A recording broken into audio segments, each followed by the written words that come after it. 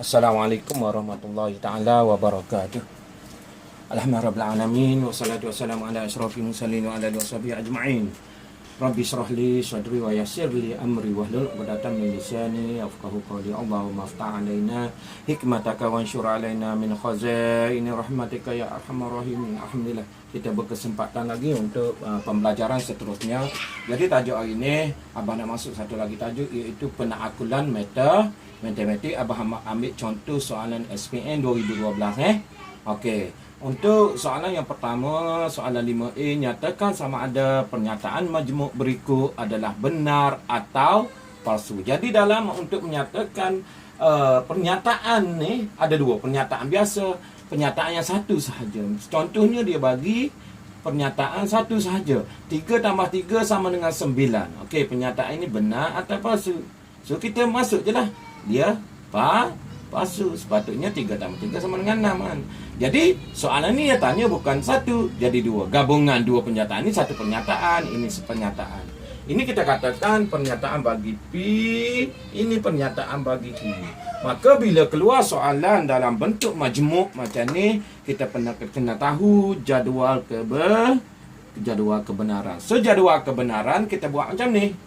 P, Q, P atau Q. Tanda ni atau. Ini menggunakan perkataan atau. Ini menggunakan perkataan dan kan. Ada soalan dia tanya, ini soalan ni dia guna perkataan atau. Ada soalan mungkin dia tanya, dia tanya perkataan dan. Pulang terpulang kepada soalan itu, janji kita faham jadual kebenaran. Okey, untuk memahami jadual kebenaran kita tengok P atau Q dulu. P, Q. P atau Q menggunakan perkataan atau. Bila benar-benar dia jadi benar. Benar palsu dia jadi benar. Palsu benar dia jadi benar. Palsu-palsu maka palsu.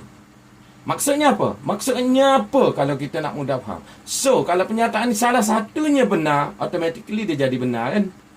Okey. Palsu lah. Kalau nak ingat jadual kebenaran. Cara nak ingat jadual kebenaran. Kalau menggunakan perkataan salah satunya benar, maka pernyataan ini jadi benar. Kalau palsu. Okey, itu menggunakan perkataan atau. Kalau menggunakan perkataan dan, tengok. Perkataan dan benar-benar, dia jadi benar. Palsu, maka palsu lah. Kalau salah satunya palsu, ingat ni palsu, benar, palsu benar. Dia jadi palsu lah. Kalau benar dua-dua, dia jadi benar. Ini menggunakan perkataan dan. Boleh faham kan? Tidak sukar mana untuk mengingat. Itu cara Abah ajar macam mana kita nak mengingat. Menggunakan perkataan atau salah satunya ada benar, maka dia jadi benar. Kalau menggunakan perkataan dan salah satunya palsu, maka palsu. Ini palsu. Benar dua-dua jadi benar lah dan. Yang ni benar palsu. Ni palsu benar. Cara kita nak ingat kan. Alright. Jadi tengok kepada soalan ini, senang je lah. So yang ni ialah 3 tambah P ni P. 3 tambah 3 sama dengan 9. So sini palsu kan. Sini 3 tambah 3 9 ni benar. So palsu atau benar. Okey, palsu atau benar, maka jawapannya benar. So jawapan di sini ialah benar lah. Benar lah kan? Benar. Dapat satu maka. Okey. Ada pernyataan dan tidak pernyataan. Okay, kita boleh nampak kan? Kita boleh nampak tak sesukar mana soalan itu. Jadi ingat soalan ini kita mesti faham jadual kebenaran. Okey, lengkapkan. Kita terus pergi kepada nombor 2. Abang nak buat rakaman tak panjang-panjang. Nanti kalau panjang-panjang dia orang malas nak tengok panjang-panjang ni. Kalau 10 minit, 15 minit dia tengoklah. Itu dia punya psikologi lah. Mana nak buat cepat-cepat. Okey, B. Lengkapkan pernyataan untuk membentuk satu pernyataan yang benar dengan menggunakan pengkuantiti semua atau sebilangan. Jadi benar. So kita tengok menggunakan semua. Soalan dia apa benda? Nak masuk semua ke sebilangan di sini. Gandaan bagi 3 adalah gandaan bagi 6. So gandaan 3 apa? 3 6 9 12 dan ... Kalau gandaan 6 12 18. So tidak semua lah kan. Jadi sini kalau kita buat semua gandaan 3 ada segala masalah. Sebab 3 tak termasuk kan. 9 tak termasuk. 12 tak 12 termasuk. So maka di sini bukan semua. So jawapannya ialah sebilangan. Sebilangan gandaan bagi 3 adalah gandaan bagi 6. Okey, dapat 1 markah. Okey, dapat 2 markah. Alright. Itu soalannya. Tak suka mana. Ini untuk part pertama lah abang buat dalam tajuk penaklukan matematik. Dan akan buat satu lagi part sambungan yang ni. Sebab bukan yang ni saja tanya dalam SPM, ada lagi sambungan dia. Ini tak cukup, kena buat 2 PMP untuk 2 atau 3 PMP lah untuk tajuk ni, baru merangkumi seluruh tajuk penaklukan matematik. Alright. So, yang soalan sini tulis 2 implikasi berdasarkan pernyataan majmuk. Tulis 2 implikasi berdasarkan pernyataan majmuk dengan 2 implikasi daripada jika dan hanya jika. So, kita kena make sure, nak pastikan jika dan hanya jika. So, bila dia suruh tulis 2 implikasi, dalam kepala kita mesti ada apa? Letak jika, buat underline, maka, lepas maka kita buat underline. Itu untuk implikasi yang pertama. Untuk implikasi yang kedua sama juga. Kita buat jika, underline, maka, underline. Sebenarnya tak payah underline lah dalam peksa nanti. Tulis je lah. Sini cuma abang nak cerita, nak suruh faham. Sebab ada lagi pelajar abang yang tidak boleh faham nak buat yang ini. Tak reti nak tulis 2 implikasi. Bayangkan. Ni abang nak tekankan. Jadi, make sure tengok betul-betul macam mana cara penulisan. Okey, 3x tambah 4 sama dengan 10 jika dan hanya jika x sama dengan 2. Maka, automatically di hadapan ini adalah penyataan P. Ni, jika dan hanya jika ni, implikasi lah. Jika dan hanya jika tu tak ada kaitan. Ini, jika dan hanya jika dia jadi jika maka. So, yang ini ialah pernyataan bagi Q. So, untuk buat 2 implikasi, jika P, maka Q. Yang satu lagi, jika Q terbalikkan, maka P. Itu sahaja cerita dia kan. So, itu sahaja cerita dia. So, P mana P? Tulis je lah P kan. Tulis je lah P. P mana P? P ialah apa? 3x. Apa? 3x tambah 4 sama dengan 10. Q pula. Q yang tu. X sama dengan 2. Ni jika maka. Masuk yang ni. Itulah. Masuk tulis 2 implikasi. Q pula.